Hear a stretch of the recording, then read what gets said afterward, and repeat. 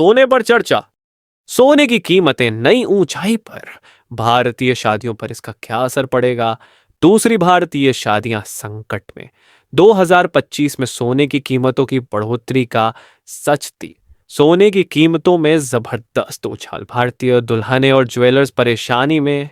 भारतीय शादियां और सोना एक दूसरे के पूरक हैं, लेकिन जब सोने की कीमतें अपने सर्वोच्च स्तर पर पहुंच जाएं तो क्या होता है? इस वेडिंग सीजन में दुल्हनें और परिवार इस परंपरा को निभाने के लिए संघर्ष कर रहे हैं। आइए जानते हैं क्यों। सोने की कीमतों में बढ़ोतरी का शादियों पर क्या असर पड़ रहा है?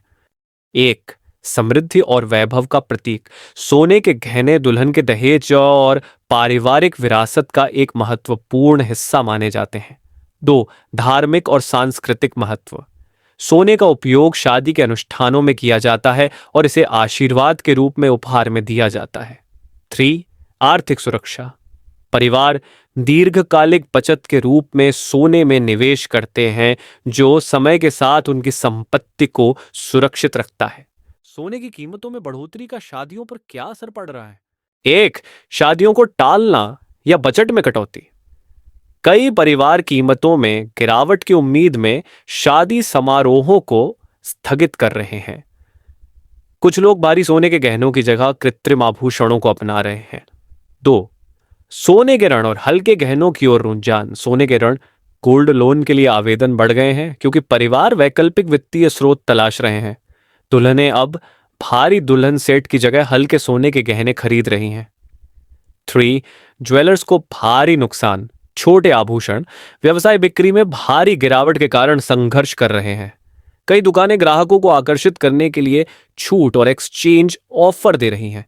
विशेषज्ञों की राय और बाजार की प्रतिक्रिया। ज्वेलर्स का दृष्टिकोण, ग्राहक असमंजस में है।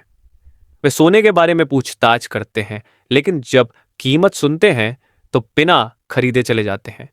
अर्थशास्त्री की राय, सोना एक वैश्विक संपत्ति है और इसकी कीमतों में वृद्धि का कारण भू राजनीतिक तनाव, महंगाई और मुद्रा में उतार चढ़ाव है। दुल्हनों की प्रतिक्रिया, हम हमेशा एक भव्य सोने की शादी का सपना देखते थे, लेकिन अब हमें अपनी योजनाओं पर दोबारा विचार करना पड़ रहा है।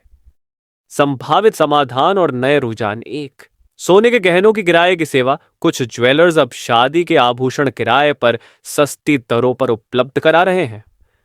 दो, चांदी और प्लैटिनम की बढ़ती मांग। जोड़े अब सोने की जगह चांदी और हीरे के आभूषणों को प्राथमिकता दे रहे हैं। तीन, डिजिटल गोल्ड में निवेश।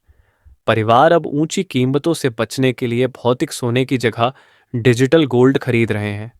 निष्कर्ष, भारतीय शादियों का भविष्य क्या होगा? क्या भविष्य में सोने की कीमतें घटेंगी? क्या परिवारों को अब भी सोने में निवेश करना चाहिए या इंतजार करना बेहतर होगा? क्या शादी के गहनों के ट्रेंड में कोई बड़ा बदलाव आ रहा है? जैसे जैसे सोने की कीमतें बढ़ रही हैं, भारतीय शादियों का स्वरूप भी बदल रहा है। क्या आप अब भी इतनी ऊंची कीमतों पर सोना खरीदेंगे या किसी अन्य विकल्प को अपनाएंगे? हमें कमेंट में बताएं।